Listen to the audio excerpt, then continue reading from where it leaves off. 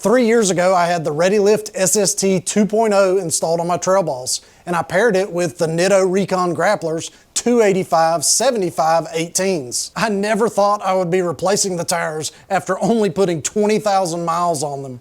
Now, when I first had the Recon Grapplers installed, I was pretty impressed with how smooth and quiet they were compared to the Duratracs that came on the truck. About 6 months ago, they became very noisy, anywhere between 40 and 50 miles an hour. So I had them rotated and balanced, and they continued to just be loud at those speeds.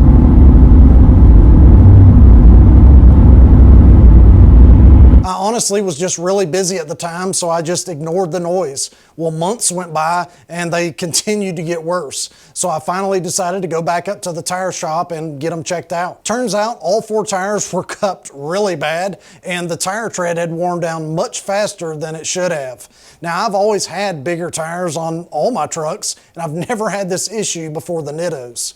I do know that with bigger tires, it's a good idea to get them rotated more often, and I did just that. I got them rotated about every 5,000 to 7,000 miles. The mileage warranty on the Recon Grapplers is 55,000 miles. Now, I could have maybe gotten another 5,000 miles out of them before they really needed to be replaced, but as expensive as those Nittos were, even 25,000 miles would be unacceptable. Luckily, the tire shop was able to use the mileage warranty to get me a decent price on a replacement. So $620 later, I decided to go with the Thompson Baja Boss ATs. These are a 295/70 18. The Nittos were a 34.84-inch tire, and these are a 34.5-inch tire. So I lost some height, but gained some width. The Nittos were 11.26 inches wide, and the Thompsons are 11.7 inches wide. I really like the stance I get with this setup. The main reason I went with the Nittos in the first place was because at the time I had my factory Trail Boss wheels, and Nitto had the biggest tire size that ReadyLift claimed you could put on here without having any rubbing issues or hitting their upper control arm. Now that I have wheels with a -12 offset, there's no problem going wider, and it appears to have plenty of room between the sidewall and upper control arm. I have read that there's some guys running the 295/70 18s with the factory wheels and upper control arms and had no rubbing issues, but I just can't confirm it because I haven't tried it. Now, I do still like the ReadyLift, but it does limit you with tire sizes. These being a little bit smaller in diameter,